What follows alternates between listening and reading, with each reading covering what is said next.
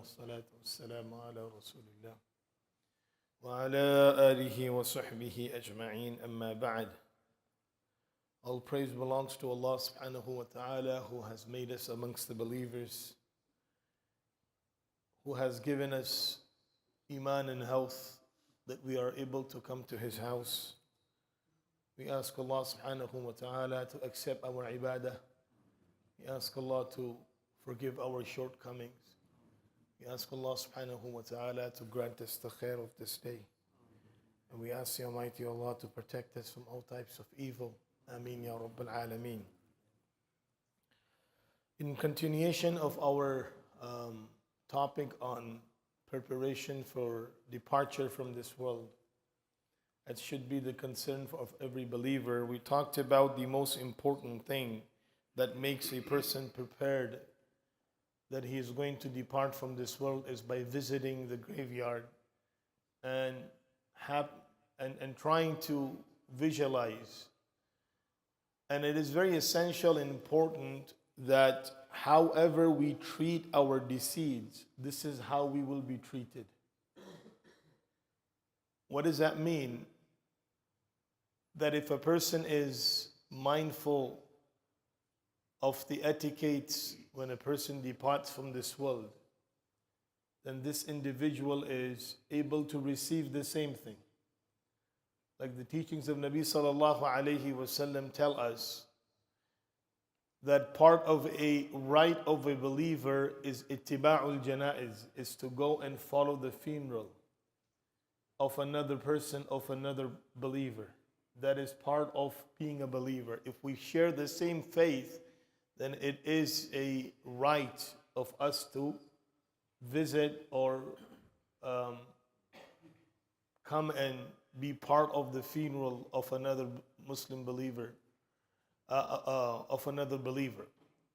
Sometimes we neglect this duty that Allah subhanahu wa ta'ala has given upon us in fulfillment. How are we going to fulfill this? Because the way you treat others, that's how you will be treated. كَمَا تَدِينُ تُدَانُ. The way you treat others, that is how you will be treated.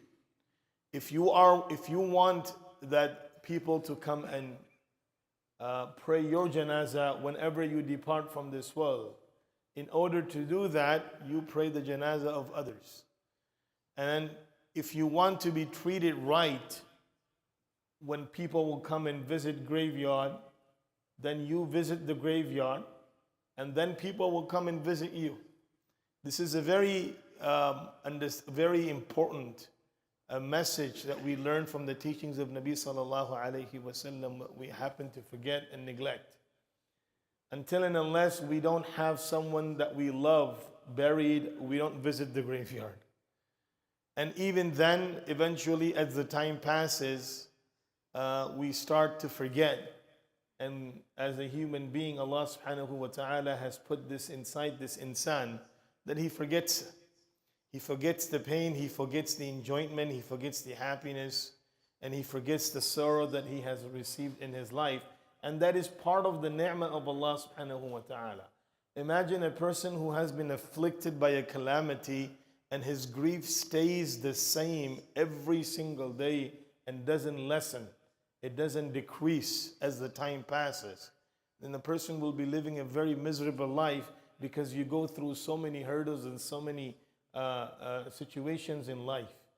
And if every pain stays the same and it stays with you forever, then this is something that a person will not be able to handle and bear, and that life will become very difficult. So as part of the system, as they say, time is a healer. Time is not a healer. Time is just making the thing far away, so you're not able to remember as you would remember regularly.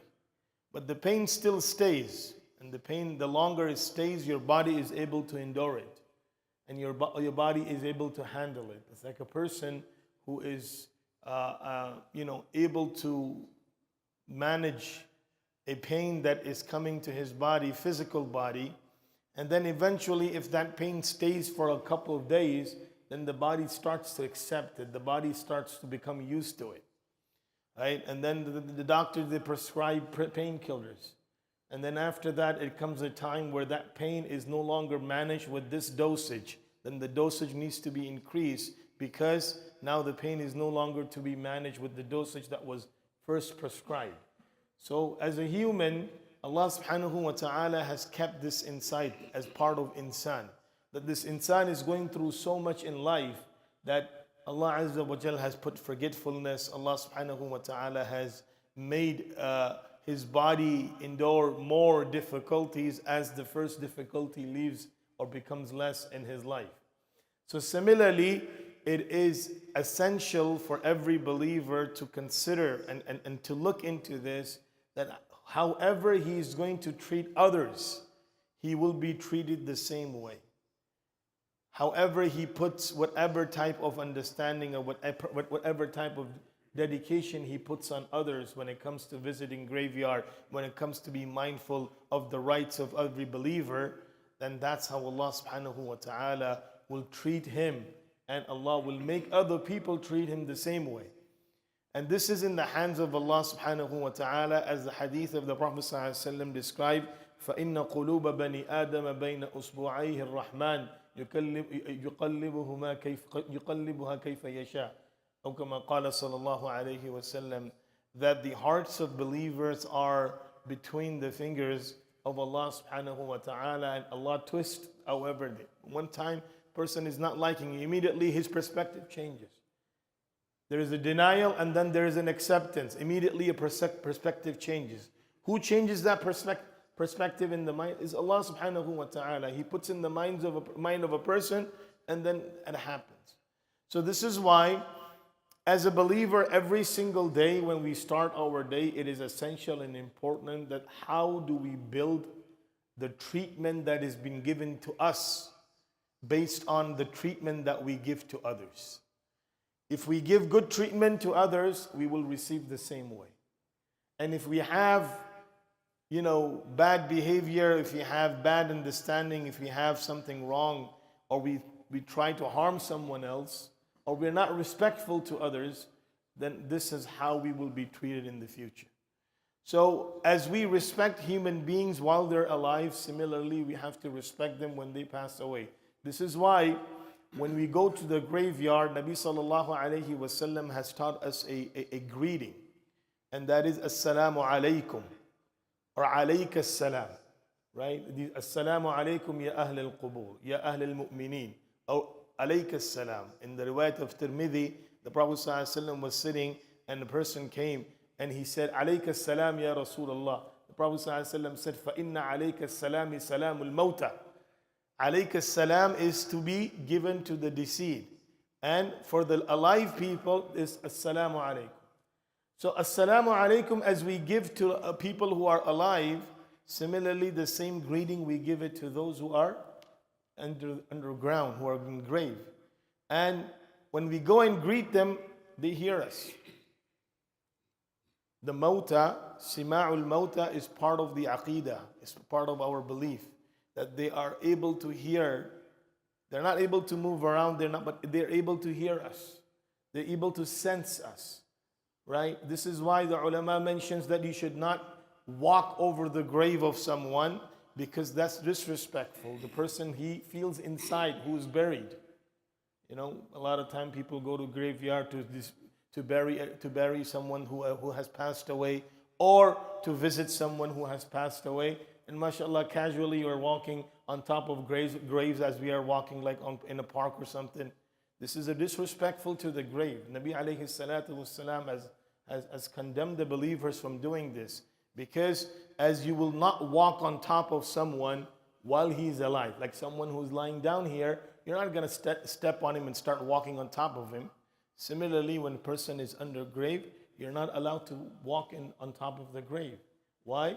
Because this is disrespectful. You're supposed to respect the person who died similarly as you respect them when they're alive.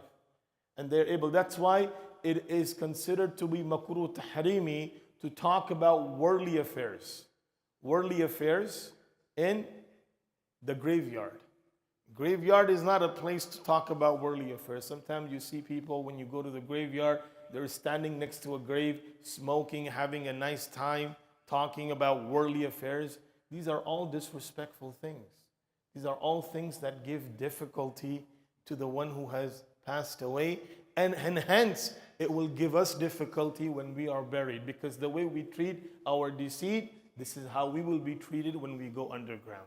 So that's why as we go to the graveyard to refresh our life, to refresh our iman, to refresh our mind, we have to be mindful of these things. Otherwise, we will be treated the same way as we treat others. So we ask Allah subhanahu wa ta'ala to grant us the understanding and the ability to practice. Ameen ya Rabbal Alameen. Subhanallah wa bihamdi. Subhanakallahumma wa bihamdika wa nashhadu an la ilaha illa